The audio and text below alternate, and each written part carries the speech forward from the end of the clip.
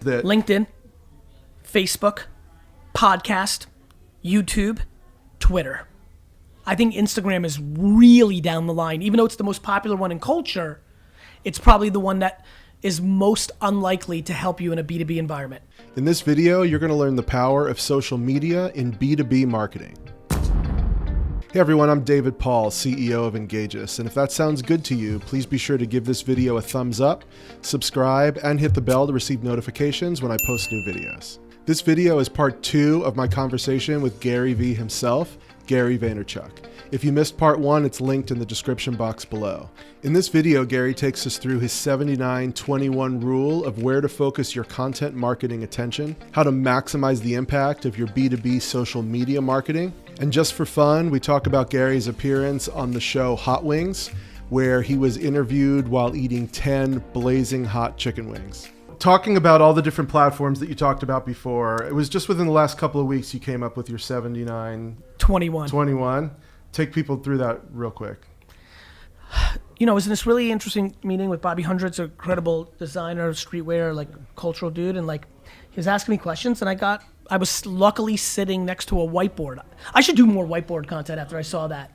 I didn't think I'd ever seen you pick up a marker. Yeah, people were freaking out. I mean, like, but it was really good. Like, it was obvious to me. I'm like, this is good because I was able to articulate my thoughts, and so the model's very simple. Are you willing to focus 79% of your energy on your core platform, whether it's LinkedIn, YouTube, podcast, and Instagram? And then can you then take your 21% of energy then tasting everything else? Because everybody's got their eggs in one basket. Right.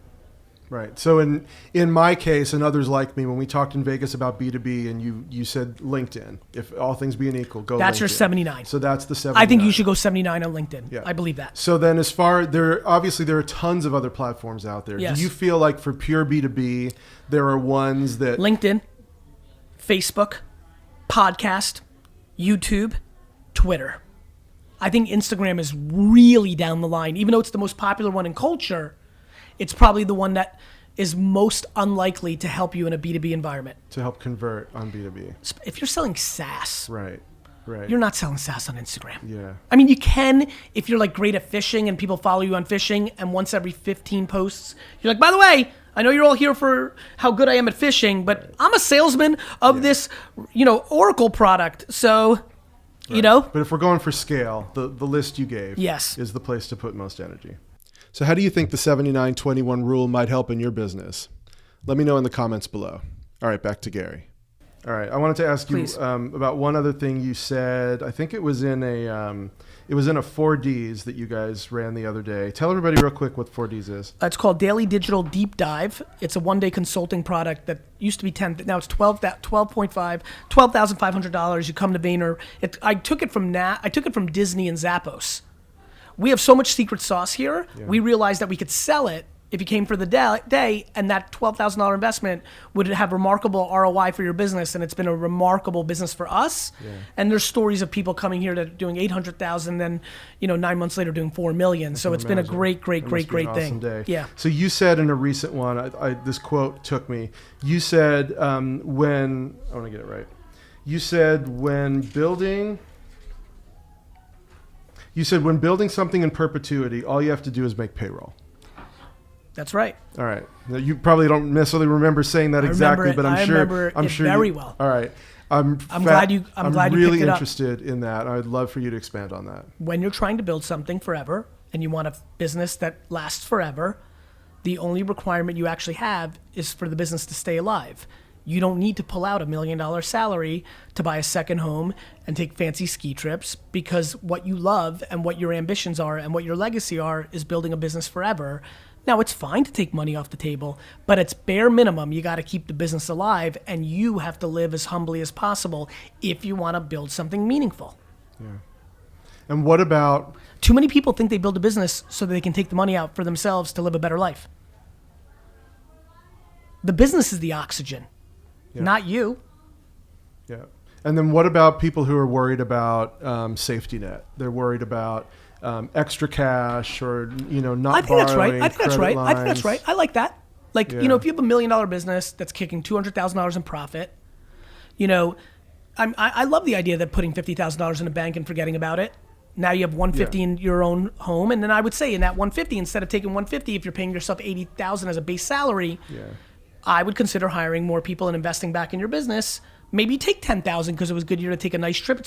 It's not all or nothing, but the amount of people that take all the money out of the business. Right. Like I know people that have businesses that are doing 3 million and their salary's $1 million. They have the business to live a lifestyle. Right. I don't like that. Yeah. I don't think that you can build something meaningful. Yeah. It's not putting either you're putting it into your children or you're not. Like you want something meaningful, you got to put it into it. Yeah. Cool. So on the B2B front, is there anything that you wish I would have asked, or that you wish people asked you more often? What's not getting talked about with people don't believe that social media marketing works for B2B. Let's make it very simple. Okay. I believe that the masses do not believe that social is for B2B. I talk to B2B marketers all the time. And I think that B2B marketers need to understand that the trade show is not giving the same dividends that it did 7 years ago, that the print advertising in the B2B magazine is not giving the dividends that it did 7 years ago, that Google AdWords continue to get more expensive and aren't giving the dividends that they did 7 years ago, and that B2B companies are in sales and not in branding and marketing. And there's amazing opportunity between podcast, YouTube, and LinkedIn right now to become a juggernaut B2B brand. And so the foundational, in addition to being prepared to create this content and being prepared to distribute it across, as far as trying to figure out what's your voice, what's your thing, what's your hook, where do you encourage people to start looking for what that thing is that they're going to put out in the world? I think they should just if they don't give keynotes, right? And I think. Oh, you mean the hero? Well, I'm just even the content that's going to interest people when they don't have something. Just start talking. All right. Tell stories. Let's start with stories. Write a post on LinkedIn tomorrow, everybody who's listening, about the first day of your career. Write it. Write a story tomorrow titled 365 days in a year, 3650. Write a story called 5,119 Days, which is the story of your 17-year career in hardware sales. Yeah. Tell stories. You're like me and you can't write? Well, then audio it. Yeah. On the way home on your 2-hour commute, instead of listening to my podcast or listening to music, put on the memo, put your headphones on, and talk. Put it out the next day. People don't understand. Just do. Yeah, I think that's what spooks people the most, is that they feel like, and I've heard you talk about this before, but I want to get it. I want to get it to this audience. Document. I don't have anything to say. My work isn't cool. It's boring. It's not. That's what people are worried about. Stories. Why I got a promotion. Hey, everybody, it's Sally. Let me tell you why I got a promotion when I was 24. I figured out then, remember, I'm 67 now. I figured out then that the boss ultimately was going to decide if you got a promotion. And I knew that he valued hard work. So I stayed after work for an hour every day for the first 2 years of my career. That's why I got a promotion. Now, let me tell you the weirdest part. Let me tell you why I got a promotion 4 years later. Because my new boss, she actually valued soft skills. Did I get along with everybody? So I shifted, and I didn't stay an hour late anymore. At that point, I fell in love. I met my husband, Rick. What I did, though, was when I was in the office, I was friendly with everybody. The moral story is, kids, know who the decision maker is. Who's the king and queen that's going to decide about your raise? And figure out what matters to them and do that. You know what matters to me? My team knows. Hard work. That's why we're always the latest in the office. You know what else matters? Being nice to each other. Anybody that is on my team that leaves early and is a dick is here for a week. Right. Yep. I think it's great. I think it is that simple. And it is that simple. Everybody makes it complicated. I have empathy for that complication. Yep. That's why so few people are winning at big levels. Yep. We're here today on this podcast to break through to one person who's listening who just starts yapping on their drive in between sales calls, and it changes the course of their career. That's what I'm really hoping to do. Me too. So I know you're running late and you have to go. I have one. I want to digress. Yes. One last question. Please. I want to ask you about Hot Ones. Yes. All right. I see the bottles up here. Yes. My son Jared's behind me. We watch Hot Ones all the time. And So did I show up on Hot Ones and you already knew who I was and you were stunned I was on?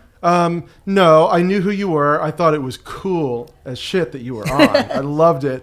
But you sat down and you said, I'm not going to flinch. I'm going to eat every one of these things. I'm not going to flinch. Shaq was on a week ago. He fell into a pile of mush at the table and he could eat you for lunch, right? He could. So I'm just fascinated by how did you sit down at that table And how did you power through those wings that we know are deadly, carry on a coherent conversation and not let it show? And how much pain were you actually behind the scenes? Very little pain. You saw that number 8 caught my attention. Yeah. You know, if you're really nerdy about the episode. Yeah. There was 10 hot wings. Number 8 caught my attention. I was concerned because it was real hot. And I'm like, damn it, if 9 and 10 go up from here, because the delta from 7 to 8 was real, I might be in trouble.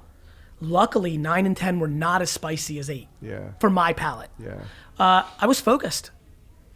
And you just put it out of your mind. There's people that get shot in wars and then walk 9 miles to make sure they don't die. The brain is underrated. Yeah. Let that be my legacy. If I can convince people how underrated the brain is, my friends, if you're listening right now and you think you can't, let me promise you can.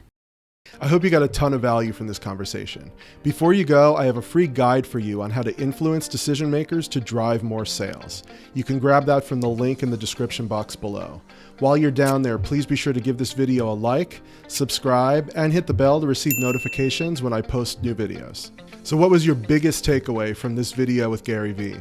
Let me know in the comments below, and I'll see you next time.